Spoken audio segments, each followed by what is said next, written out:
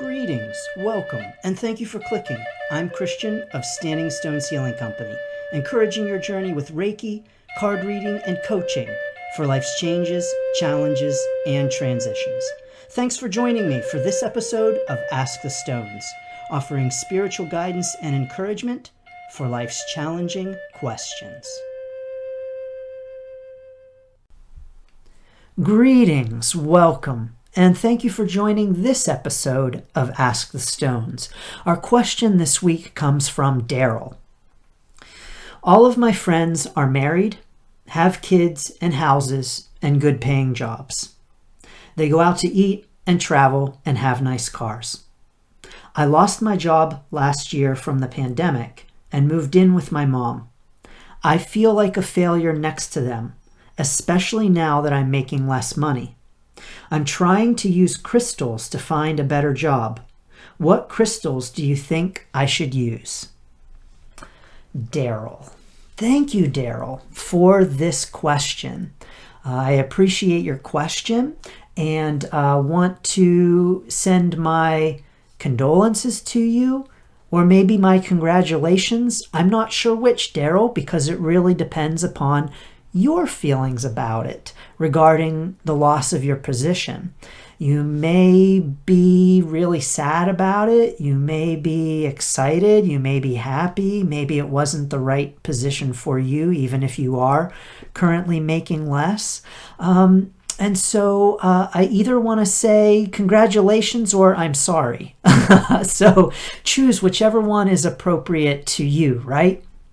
But Darrell, this is an interesting question, and I'll definitely offer some thoughts on the crystals, but I have some additional thoughts on your question besides that I would really like to address. But first, let's talk about the crystals. So, you're in this position where you are trying to find a better job, which is great, good for you. You are currently living with your mom, which seems to me like is not where you want to be, and that potentially that's why you're looking for a better job in order to maybe move out of living with your mom, maybe go out to eat and travel, have nice cars, maybe even get married and have kids, since these are all things that your friends are doing. But I want to say that when it comes to using crystals, yes, crystals can really be helpful and beneficial for a wide variety of things. So they can really help us with everything from health challenges to attracting things into our lives to repelling things. So I'll say a few things about my knowledge of crystals, but I really want to emphasize, Darrell, that I am no crystals expert. And so I'm going to say a few things that I feel competent in saying, and I'm going to encourage you to check in with some others who are more knowledgeable about crystals than I. I will actually recommend to you to check out the videos of Courtney at Cosmic Intuition on YouTube. I'll put a link to her channel in the comments, but she's very knowledgeable. She has great videos on all kinds of crystal topics, so I really recommend Courtney. She's going to know much more about using crystals for attracting a better job than I do, or she's going to be much more knowledgeable about crystals in all ways, shapes, and forms than I am. So I recommend Courtney for sure. But yes, I'll say a few things, Darrell. First of all, when it comes to attracting a better job or abundance, I do recommend the crystal citrine. And I like citrine personally. It's a yellow quartz, and it's I've used it in my experience. I've known others who have used it for attracting abundance. And so I do recommend the use of citrine. I also encourage the use of clear quartz. Citrine is about attracting abundance, and clear quartz is a really a power kind of a crystal. So I recommend quartz. Now, I also want to say that this really depends upon you, Darrell, because different crystals resonate with us differently. We often have a tendency to say, oh, you want to do this, use this crystal. Oh, you have this health problem, use this crystal. And sure, that can be helpful, but certain crystals are going to resonate with us differently than they might with someone else, maybe have a different effect on us. So keep in mind too that you are an individual and may have a different relationship with certain crystals than is the generally accepted use of them. So just be aware of that, Darrell, that you are an individual in your relationship with crystals. Now, there are probably people listening to this who are yelling, say this crystal, say that crystal, what are you, crazy? Tell him this crystal, tell him that crystal. Again, definitely I'm going to recommend checking out other sources, but those are my experiences in attracting abundance using citrine and clear quartz. So you can also lay your crystals out in a particular grid pattern that is going to help to attract things or repel things. So crystal grids are helpful. I took a class years ago on crystals and creating crystal grids. They're different configurations. So that's something that I might recommend to you, Darrell. Rather than just like carrying around citrine in your pocket, you may want to create some kind of a grid or use them in a more focused kind of way than just like carrying them around. That's appropriate too. Again, it's really all about what resonates with you. So definitely explore those options for you. But, to go on and on about crystals and their use here isn't really my place. Because yes, I've used crystals. Yes, I have experience with them. But there are people out there who will have a lot more and better information than I do. So I'm not even going to try to pretend that I can offer you the same kind of service as they can. So definitely, I highly recommend Courtney at Cosmic Intuition. But Darrell, I actually want to talk about some of the other aspects of your question, if that is okay. Because what I really hear in your question is a feeling of inferiority. What I hear in your question is that you feel like a failure. You say that right out. I feel like a failure next to my friends. And Darrell, I'd really like to encourage you on that point, because this is something that is actually a lot more common than we talk about. This idea of comparison, comparing ourselves to others, and comparing our journey to the journeys of others. This is so common, and it's really not something that we talk very much about. I mean, just the fact, Darrell, that you said to me that you feel like a failure next to your friends is actually huge. The fact that you feel secure enough to admit your insecurity is really quite congratulatory. This is a wonderful thing, Darrell, because this isn't something that we really talk much about. It's something that we're very afraid to talk about, these feelings of inferiority. And to talk about them means that we have to get vulnerable, and that we, to talk about them, feel even more inferior. So well done here, Darrell. This is really wonderful for you. But it's not wonderful that you are feeling inferior next to your friends, that you're feeling like a failure. And so that's really what I would like to talk about and encourage you on, Darrell, because this is something that we all struggle with throughout our lives from time to time. Some struggle with it more than others. Some struggle with it at different times. Some struggle with it in different ways. So, for instance, maybe someone might feel inferior through relationships, and maybe for never having been married or not being married or not being in a relationship. And others might express it through their career and always be fretting about the amount of money that they're making compared to others their age or in their friend group or with their education or whatever it might be. So this idea of comparing ourselves to others really manifests itself in all kinds of ways, shapes, and forms. You've hit on quite a few of them, Darrell, I do have to say, with your friends being married, so in a relationship and having children and having houses and having, quote, good paying jobs. So on a lot of levels, Darrell, you're feeling these feelings of anxiety. That's exactly what it is. There's this great book by Alexis de Botton, and it's called Status Anxiety. Great book. Now, this book is a bit theoretical. It goes into talking all about capitalism and all of these other things that influence our feelings of status anxiety.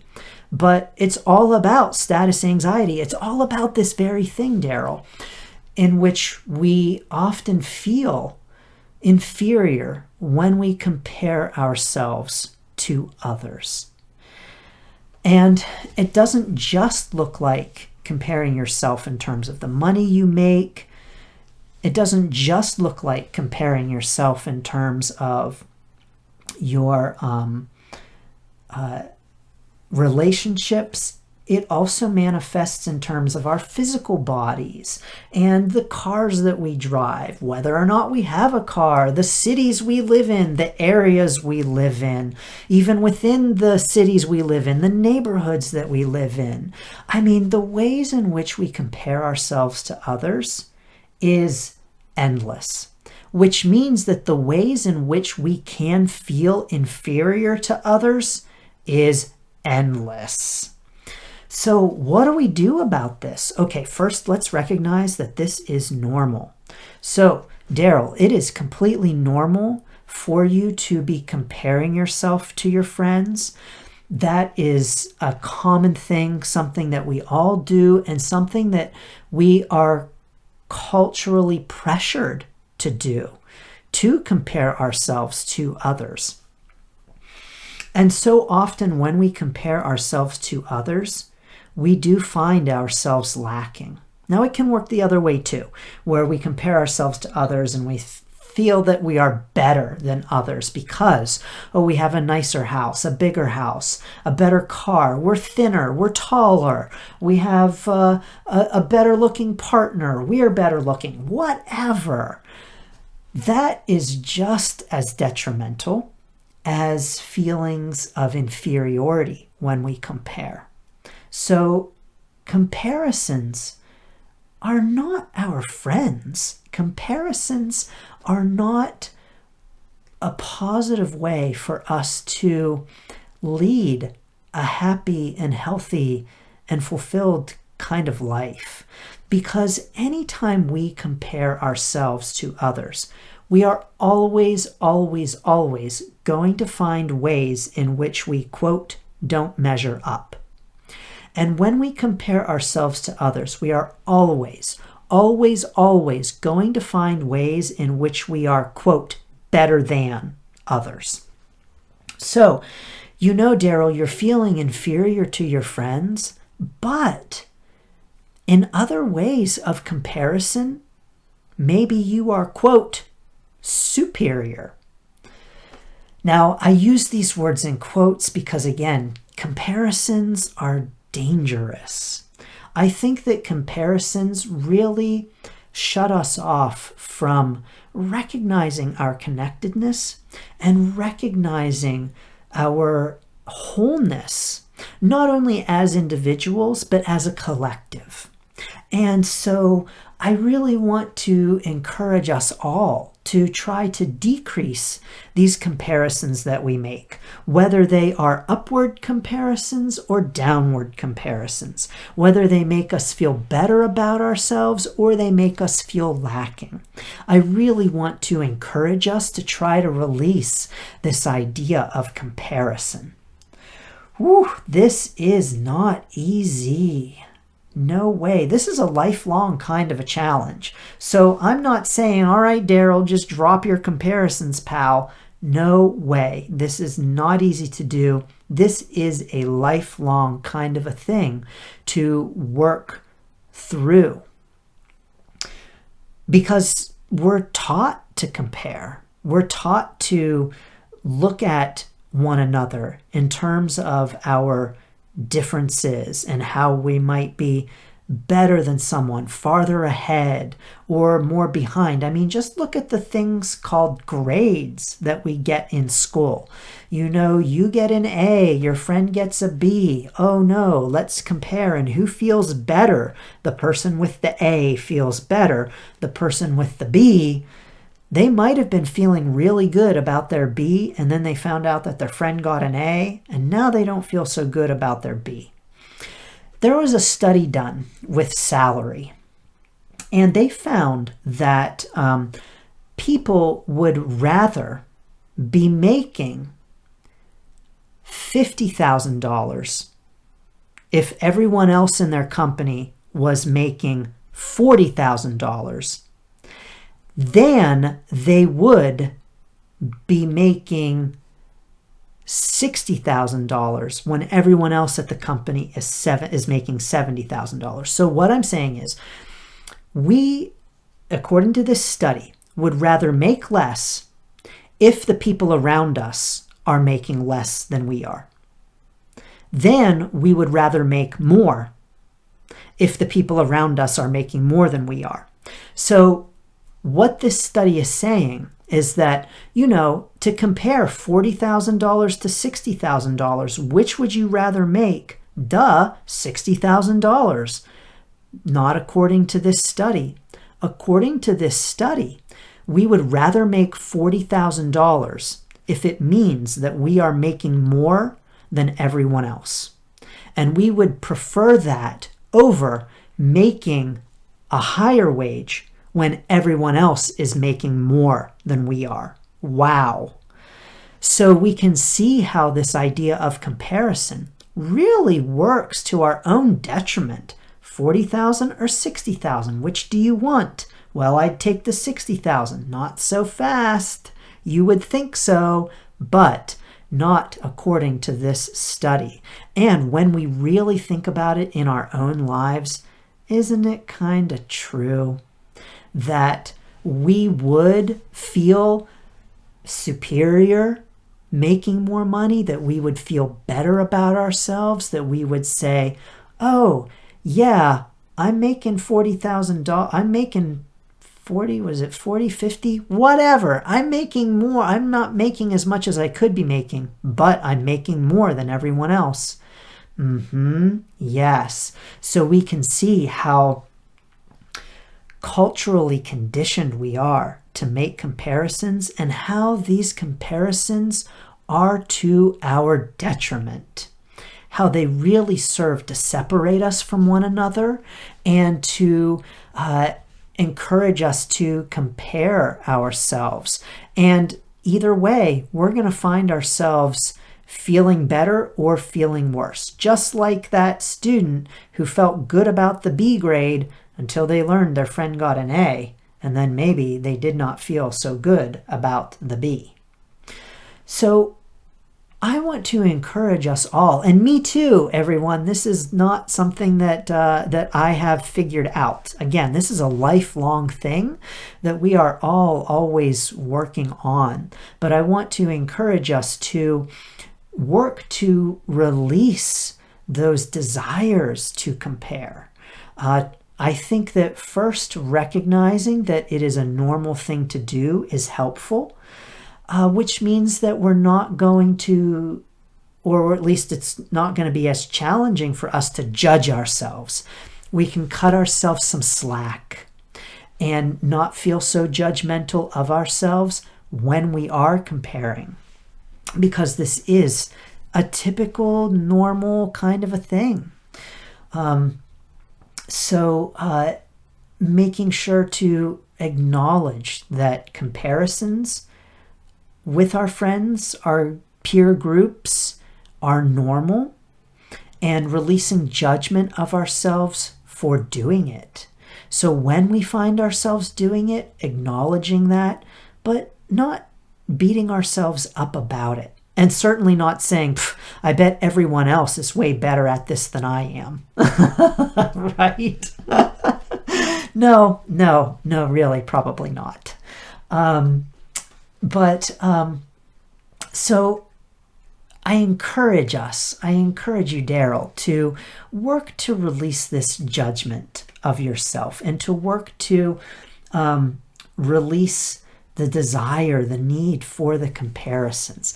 Now, this is not easy. So how do we do this? Oh my gosh, what in the world? How do we stop comparing ourselves? I think the quickest way to help us not compare ourselves, or at least not compare our journey to others' journeys, is gratitude. You know, we all walk our own journey. We all have our own path. We all have our own experience. And when we compare our journey to someone else's, it's always unfair. It's unfair to us, and it's unfair to the other person, because each person's journey is so individual, so unique, that really to compare them doesn't make any sense. You know, the experiences that I've had, the places I've gone, the things that I've done, you can't compare those to yours, Darrell, because you've had a whole different set of life experiences. You have a whole different set of strengths. You have a whole different set of just ways of being in the world, ways of experiencing the world. And so to compare them, it's almost like, no, it is like we're comparing apples to oranges with everyone. So it's like everyone is their own individual fruit. We are all our own fruit. So it's really, when you think about it, when you really get down to it, it is impossible to compare, because no one's journey is just like anyone else's. You know, Darrell, you say things like your friends are all married and they have houses and they travel and nice cars and all of those things. Well, they've had a different set of circumstances that they have had as part of their journey. Not better, not worse, just different. Along with that journey, what we see when we look at someone else's journey is how their journey appears to us, which is really not the reality of their own journey. So, Darrell, what I'm saying is, when you look at your friends' experiences from your vantage point, you see the marriage, the kids, the cars, the houses, the good paying jobs. You see those things. But, Darrell, what you don't see is the experience from that person's viewpoint. What you don't see is the totality of that journey. And the totality of that journey probably includes some hardships, some challenges. Maybe along that journey, they've had some things that have really challenged them, thrown them. Maybe right now, at this moment, as you see the house and the kids and the marriage, maybe they aren't happy. Maybe all of those things that appear so wonderful to you, to them are not so wonderful. Maybe their marriage is in peril. Maybe their kids are having some real challenges. Maybe their car has just conked down, or it's going to be conked out, broken down, or it's going to be repossessed. Maybe they are way behind on their mortgage. You don't know those things, Darrell. You're only seeing their experience from your viewpoint. And our viewpoint when we look at another person's journey is always from outside of that journey. So we can never see inside someone's journey to really understand their own unique individual experience. And so what that means is that when we are comparing ourselves to their journey, we are really comparing ourselves to our vision of their journey. We are really comparing ourselves to our vision of their experience, our vision of their marriage, of their cars, of their travel. We are comparing ourselves to our vision of their experience, which is not their real experience, because only they can experience their real experience. I'll come back to this idea of gratitude as a way to combat comparisons in a moment. So I haven't forgotten that, Darrell. But when it comes to this idea of comparison, you also, Darrell, in the way that you compare yourself to your friends and find yourself lacking, you may very well have people who are looking at your life and comparing themselves to your life and finding themselves lacking. And you may be thinking, I live with my mom. I'm not making as much money as I was. How could they ever look at my life and feel like they're inferior to my life? But yes, remember, they are comparing themselves to their vision of your life. And so their vision of your life may be, oh, look at Darrell. He lives with his mom. She does all the I don't know if this is true or not, Darrell, so I'm just going to make some assumptions, okay? She does all the cooking. She does the cleaning. She does his laundry. He's not paying any rent. He's living for free. I mean, look, that guy's got it made. You may very well have people who are saying those kinds of things about your life, Darrell, when they compare themselves to your life and when they are on the outside looking in. So, this idea of comparison is so tricky because, like I said, we are always going to be finding ways in which we are, quote, superior and, quote, inferior.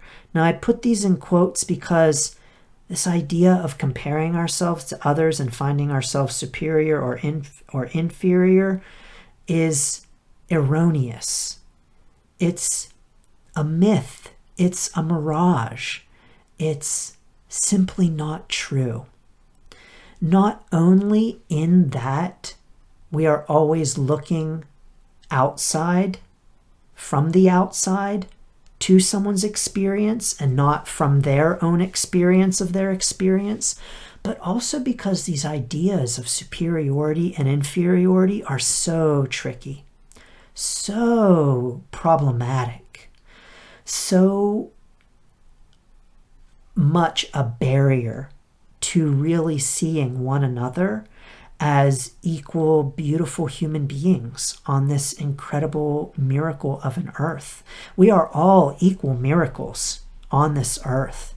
And so if we're all equal miracles, how could anyone be better than anyone else? How could anyone be superior? And therefore, how could anyone be inferior? We are all an equal part of this beautiful cosmic revelation, this beautiful unraveling of the universe. And so when we make these comparisons, these are just false human comparisons. Again, they're normal. We all do them. But when we really, really think about it, they're simply not true.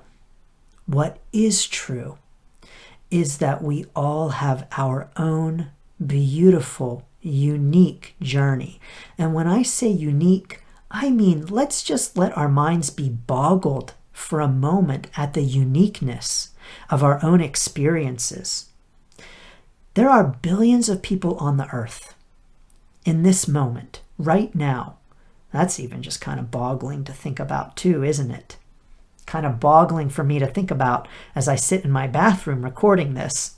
Yes, I'm in my bathroom because it is the quietest place in my house right now. So, yes, Darrell, I'm sitting here in my bathroom and thinking, oh my God, on the other end of this microphone, outside of this bathroom, this little bathroom, by the way, there are billions of people on this earth. That's incredible. Billions of journeys, individual journeys on this earth. Now, as if that wasn't incredible enough, and the fact that we all have our own uniqueness, that no one else looks the way you do,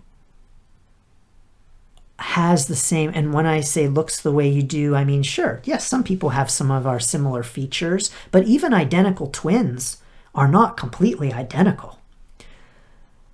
But not only that, but that we also all have our own individual distinct journeys, things that we've done, things that we've seen, things that we've said, people we know, experiences we've had, as if all of that isn't mind-boggling enough. Now, let's go back to the beginning of human beings and the fact that no other being on the earth has ever existed in the way that you exist, with the way that you look, the experiences that you've had, the places that you've been, your upbringing, where you live. I mean, all of it, layer upon layer upon layer. No one has ever been you, Darrell. Out of the billions of people on this earth, there is only you as you. And that is mind-blowingly incredible. And when you really think about it in that way, it's incredible that we would ever compare ourselves to one another, because there is no comparison. There is no way that we can compare ourselves to others, because we're comparing ourselves to a completely different set of experiences. And I think that when we really think about it, Darrell, it does a disservice, even a dishonor, to our own individual experience to compare ourselves to others, whether we find ourselves better or, quote, worse, quote, better, quote, worse. So those comparisons, just when you really, really think about it, don't make any sense at all. They're impossible when you really get down to it. And so, Darrell, you cannot compare yourself to anyone else. Really and truly. Just like I can't compare myself really and truly to anyone else, because no one else has had the same journey that I've had. No one else has had the same experiences that I've had. No one else is me. and no one else is you. It's really just, when we think about it, an incredible miracle. So, thank you, Darrell, for the incredible miracle that you are, and the incredible miracle of the combination of you, your physical body, your mind, your personality, your experiences, your journey, all of it. Thank you, Darrell, for the amazing gift of you. A unique gift that is unlike any other ever, ever, ever, ever. Wow. So now, let's compare ourselves to one another, right? No, if we look at it from that way, there's no comparison. No comparison. But yes, gratitude is a way that we can really assist ourselves with this challenge. Gratitude for our own unique individual journey. Gratitude for our own unique individual experiences. Gratitude for all of the blessings that we have. Now, I want to say something about gratitude here. I am a major proponent of gratitude. I firmly believe that gratitude is the number one way to a more fulfilling life, a deeper spirituality, greater awareness. I mean, I could go on and on. Improved health, whatever. I'm a firm believer in the power of gratitude. But most gratitude that we use, most gratitude that we practice, is comparison gratitude.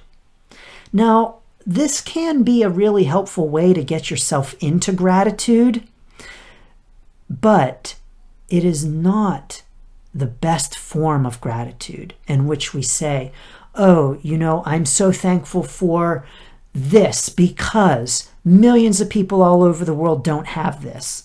Like, oh, I'm so thankful for my running water because millions of people in the world don't have running water. It's true. Millions of people in the world don't have running water.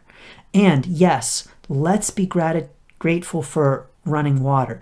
If you are listening to this and have running water, let's say a thanks of praise and prayers and just thank you blessings for the running water. What a wonderful blessing. But when we say, because other people don't, then we're doing that comparison thing. And we're saying, almost in a sense, people without running water are not as fortunate as I am. And people without running water are therefore, not that we're actually saying this, but it's almost implied, therefore inferior for not having running water. Instead of doing that gratitude comparison, I really advocate just being grateful for it. Let's just be grateful for running water. We don't have to be reminded that millions of people don't have running water in order to be thankful for our running water. So let's just be thankful for running water, whether everyone in the world has it or not.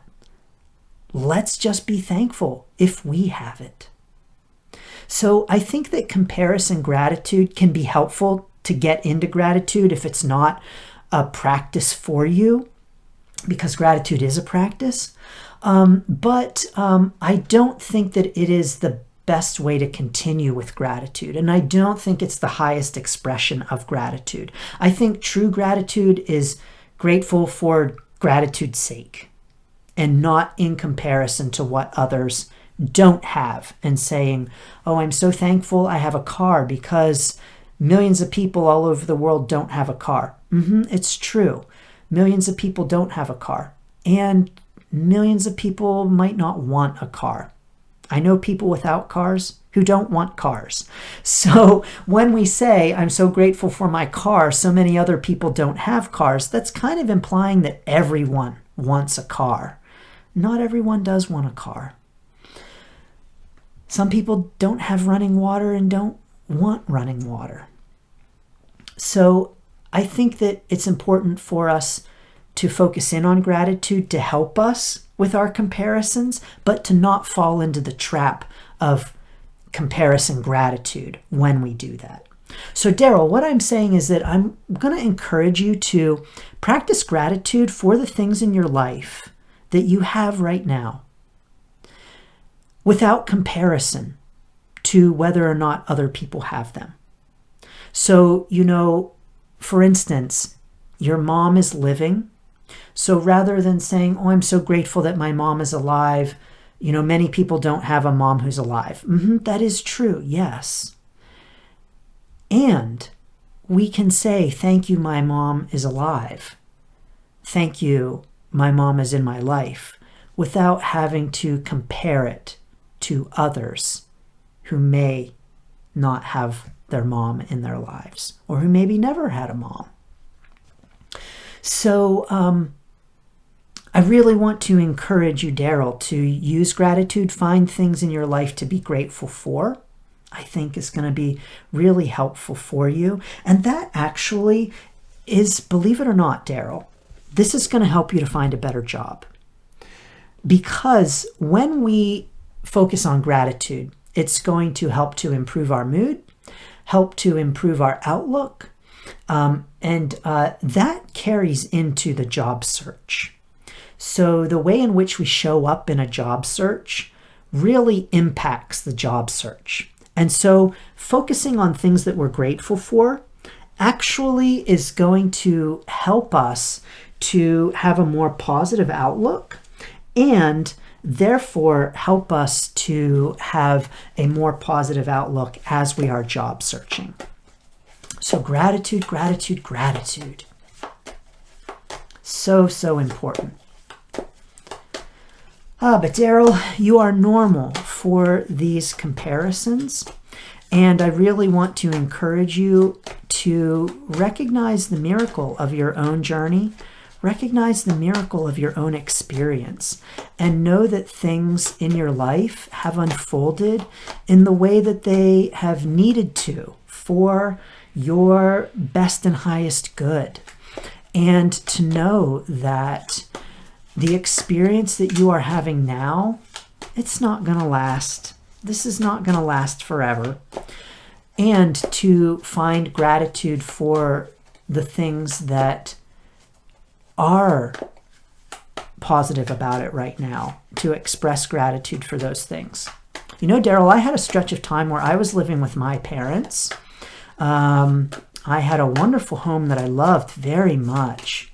And a new owner purchased it and raised the rent. And I was teaching at that time, and I could not afford the increase in rent. Teaching part-time, I should say, and could not afford the increase in the rent. I did have the financial ability to relocate, find somewhere and live on my own. So that was within the realm of possibilities, but my parents really encouraged me to just come back and live with them. So I did. And it had its positives and its negatives, of course. But it did have its positives, including after spending such a long amount of time away from my family and only seeing them a couple of times a year. Now I got to see my parents every day. Again, had its positives and its negatives. But that didn't last. That was only a couple of years. It served its purpose. It served its positive purpose.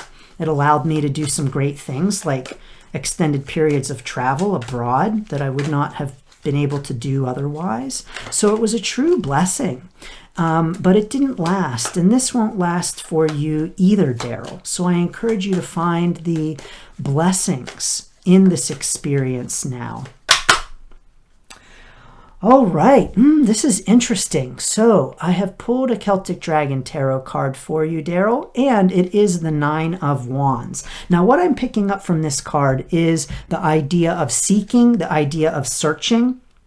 and the idea of finding what you are looking for. Now, incidentally, you are looking for a better job, and you are looking to attract that better job through crystals, which, yes, use those. But the Nine of Wands, in this image, there is a man reaching up. There are 9 wands above his head, and he's reaching up and he has grasped one of the wands. Now, what I'm getting from this card, Darrell, is that crystals are one of the wands. It's just one method of attracting what you want into your life. And I want to encourage you, what I'm getting is to not ignore the other wands, and to not just be looking to use crystals, but to be looking at other ways of attracting what you want into your life. Increasing your gratitude practice, maybe visualizations, meditation, mantras. I mean, the list just goes on and on. Explore and find what resonates with you, Darrell. But there's more than one wand out there. Crystals are not the only way. Definitely use crystals, but to help you find what you are seeking, there is more than one way. So don't be afraid to use multiple ways, all of those ways, as many ways as you can. Because what I'm getting from this card is this idea of seeking and finding, and the encouragement to not stop with one method of seeking. Okay, I'm also going to pull for you a rune. Let's pull a Viking rune and see what the runes might have to say.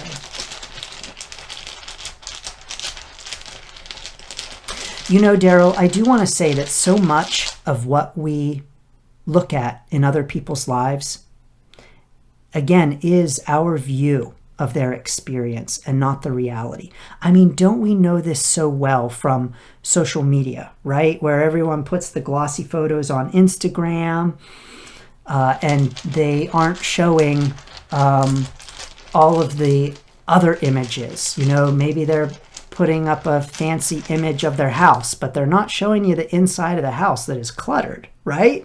So the images that we see of other people's lives are never accurate.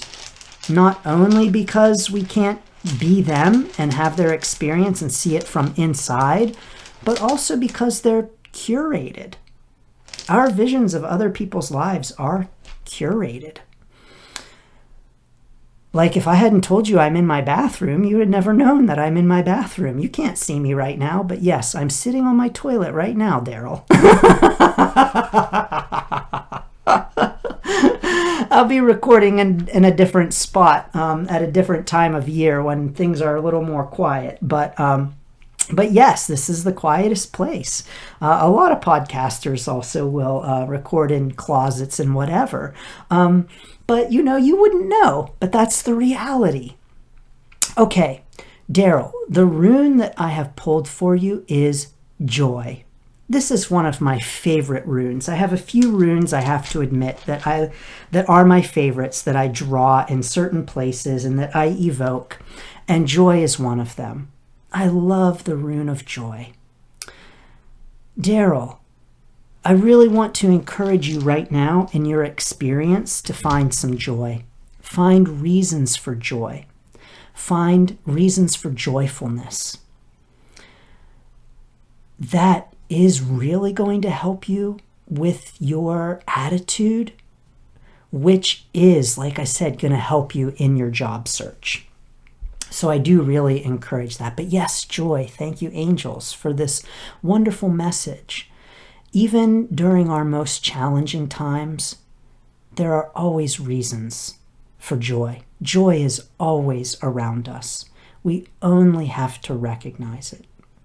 And so I want to encourage you, Darrell, to find those things that you are grateful for right now, to find those joys, create joy, and to use that attitude to help you find what you are seeking in a new job, a new home, a new experience on this journey that is your own individual journey. So thank you, Darrell. Thank you to all of you listening. I send you blessings and best wishes. I am so honored that you are joining me, and I am so just excited for you and your own individual journey, who you are as an individual with your own experiences. So blessings to you for the one and only you that is you, the one and only journey that is yours. Again, I'm Christian of Standing Stones Healing Company, encouraging your journey, your unique, individual, beautiful, miraculous journey with Reiki, card reading, and coaching for life's changes, challenges, and transitions. Thank you, and best wishes for your journey. Thanks for tuning in to this episode of Ask the Stones. If you have a question for Ask the Stones, please send me an email at christian@standingstoneshealing.com or connect with me on Facebook at Standing Stones Healing. Thank you, and best wishes for your journey.